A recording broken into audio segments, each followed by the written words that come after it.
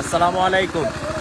কালেঙ্গা শিবিরবাসীর জন্য মাননীয় MP barrister Suman ভাইয়ের ৫৭তম ব্রিজ উপহার। আজকে এই ব্রিজের শুভ সূচনা হতে যাচ্ছে। আজকে আপনারা দেখতেছেন এখানে আমরা ব্রিজ ঢালাইয়ের কাজ শুরু করতেছি।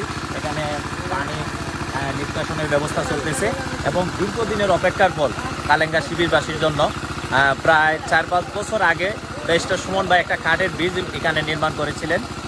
এই ব্রিজটি নষ্ট হয়ে যাওয়ার ফলে আজকে একটা পাকা ব্রিজকরণের উদ্যোগ নিয়েছেন ব্যারিস্টার সুমন ভাই। এখানে দেখতেছেন তাৎক্ষণিক চলাচলের জন্য একটা কাঠের ব্রিজ ওনারা ব্যবস্থা করেছেন এবং আমরা বিশ্বাস করি যে প্রায় মাস দুয়েকের ভিতরে এই ব্রিজটি কাজ সম্পন্ন হবে।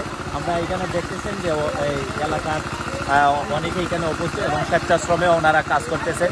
আমরা এখন স্থানীয় কিছু এই লোকদের কাছ থেকে আমরা জানবো যে ওনারা এই বৃষ্টি পেয়ে ওনারা কী ধরনের উপকৃত হয়েছে। ভাই একটু বলবেন, আপনারা এই দীর্ঘদিনের অপেক্ষার ফল ব্যারিস্টার সুমন ভাই বৃষ্টি আপনাদেরকে দিয়েছেন, আপনারা এই বৃষ্টি পেয়ে আপনাদের কী ধরনের উপলব্ধি হচ্ছে আপনি একটু বলবেন। আচ্ছা, আমরা অনেক দিনেরই খুব দুর্ভোগে বুঝতেছিলাম। আসলে 30 বছর ধরে আমাদের ব্যারিস্টার সুমন ভাইয়ে কিছুদিন আগে 5 বছর আগে প্রায় আমরা একটা কাঠের ব্রিজ করে দিছি। এটাও নষ্ট হয়ে গেছে। 16ই ডিসেম্বরে উনিরা আমরা দাওয়াত করছি। দাওয়াত করার পরে উনি আসার পরে এই ব্রিজটা দেখে উনি বলছেন যে আমি যদি নির্বাচনে পাশ করি এবং নাও পাশ করি তোমাদের এটা আমি ইনশাল্লাহ করে দেবো। তো ওনার কথা উনি রাখছেন, ঠিকই ওনার উদ্যোগে কাজ চলতেছে। মোটামুটি আমরা আজকে বেশ ঢালাই দিব। হ্যাঁ, এর আমরা খুব এটার উপরে আনন্দিত খুব। আমরা এটা কি করে আমরা প্রকাশ করবো। ভাই, এই যে একজন বৃদ্ধ মানুষ আমরা দেখতেছি, উনিও এই ব্রিজে চলাচল করবেন এবং এর আগেও ওনারা সুমন ভাইয়ের কাঠের ব্রিজ ছিল, ওই ব্রিজে ওনারা চলাচল করছেন।